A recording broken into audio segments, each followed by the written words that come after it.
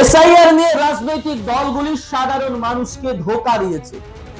বিশেষ করে তৃণমূল কংগ্রেস রাজ্যের শাসক দল বেশি মানুষকে ধোঁকা দিয়েছে। মমতা বন্দ্যোপাধ্যায় বলেছিলেন এসআইআর করতে দেব না, কিন্তু এসআইআর হলো। এবং শুধু তাই নয়, এই এসআইআর এর মাধ্যমে লক্ষ লক্ষ মানুষের নাম বাদ গেল। অভিষেক বন্দ্যোপাধ্যায় বলেছিলেন একটা বৈধ ভোটারের নাম যদি বাদ যায় তাহলে দিল্লিতে গিয়ে আন্দোলন করব।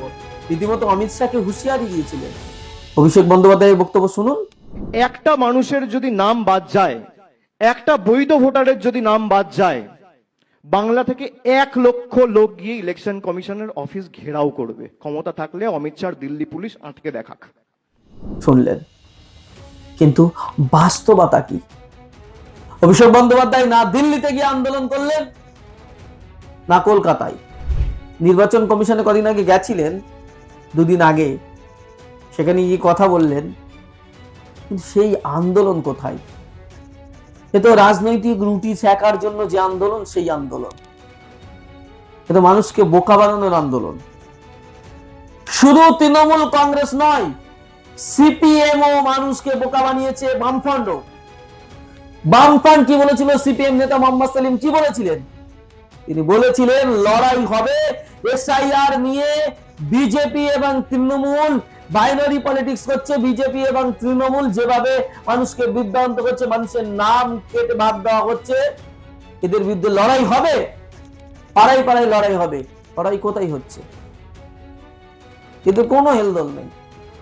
শুধু তৃণমূল আর বামফ্রন্ট বা সিপিএম নয়, কংগ্রেসের যেন এসআইআর নিয়ে কোনো মাথা ব্যথা নাই, না খায় না মাথায় দেয়। এখন 294টি আসনে তাদের প্রার্থী, তারা 294টি আসনে কে কত টাকা পাবে, কে কত ভোট পাবে, কে সেন্ট্রাল কমিটি থেকে কত পাবে, সেই নিয়ে ব্যস্ত। হ্যাঁ, এটাই বাস্তবতা। শুধু তাই নয়, আইএসএফ নওশাদ সিদ্দিকী, তিনি সবাইকে ফর্ম ফিল আপ করার জন্য বলেছিলেন, ভয় পাবেন না বলেছিলেন। তিনি বলেছিলেন আগে ভোটার পরে ভোট। হ্যাঁ, তিনি এই কথাগুলো বলেছিলেন, কিন্তু দেখা গেল তিনিও রাজনীতির ময়দানে, ভোটের ময়দানে লড়াই করছেন ভোট নিয়ে। হুমায়ুন কবির তিনি বলেছিলেন একটা বৈধ ভোটারের নাম বাদ গেলে আমরা রাস্তা অবরোধ করে দেবো, এই করে দেবো, সেই করে দেবো, বিএলএদেরকে ঘিরবো। কিন্তু দেখা গেল হুমায়ুন কবিরও নীরব দর্শকের মতো নিজের প্রচারে ব্যস্ত হয়ে গেলেন, নিজের কাজে। সবাই নিজের ধান্দায় ব্যস্ত, নিজের প্রচারে ব্যস্ত। আমাদের কাছে যে তথ্য, প্রায় 63 লক্ষেরও বেশি মানুষের সর্বশেষ আন্ডার অ্যাডজুডিকেশনের নাম ছিল। একের পর একটা, দুটো, তিনটে, চারটে সাপ্লিমেন্টারি লিস্ট বেরোলো, কিন্তু সেখানে দেখা যাচ্ছে তাদের আন্ডার অ্যাডজুডিকেশনে ছিল অনেকের নাম উধাও, নাম ডিলিট করে দেওয়া হয়েছে, তাদের বেনাগরিক হিসেবে চিহ্নিত করা হয়েছে, তারা ভোটার নয় হিসেবে চিহ্নিত করা হয়েছে। কি কারণে তারা ভোটার নয় তার কোনো প্রমাণ, তার কোনো খাতা, তার কোনো ডেটা দেওয়া হয়নি। তাদের অপরাধটা কি? কি কারণে তারা ভোটার নয়?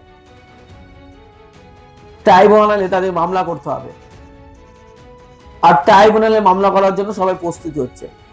অর্থাৎ সরকার একের পর এক ইস্যু তৈরি করে দিচ্ছে, একের পর এক বিপদে আমাদের লাইনে দাঁড় করিয়ে দিচ্ছে, আমরা সেটা নিয়ে ব্যস্ত। অথচ নির্বাচন হচ্ছিল, এই নির্বাচনে আলোচনা হওয়ার কথা ছিল যে এই নির্বাচনে পেট্রোল ডিজেলের দাম বাড়ছে, তার দাম কমানোর ব্যবস্থা কি হবে। এই নির্বাচনে আলোচনা হওয়ার কথা ছিল দৈনন্দিন মানুষের রুটি রুজির ব্যাপারে আলোচনা হওয়ার কথা, মানুষের নিত্য প্রয়োজনীয় জিনিসের দাম বাড়ছে, তার কমানো নিয়ে কে কি করছে। দিন দিন দেশে পশ্চিমবঙ্গে বেকারত্ব বেড়ে যাচ্ছে, বেকারত্ব কমানোর জন্য এই নির্বাচনে আলোচনা হওয়ার কথা ছিল।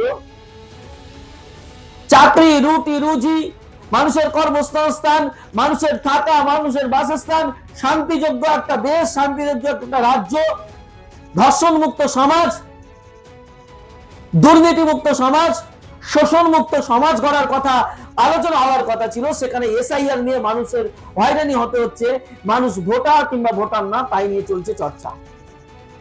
আর রাজনৈতিক দলগুলি এর বিরুদ্ধে ও বলছে, ওর বিরুদ্ধে বলছে। তৃণমূল বলছে বিজেপি এসআইআর করে মুসলমানদের নাম কেটে দিচ্ছে, বাঙালিদের নাম কেটে দিচ্ছে, বাঙালি হিন্দু মুসলিম করতে যাচ্ছে। আর বিজেপি বলছে হিন্দুদের নাম মুসলমানদের হচ্ছে বাংলাদেশি, রোহিঙ্গা, তাই তাদের নাম কেটে দেওয়া হচ্ছে, হিন্দুরা আমাকে ভোট দাও।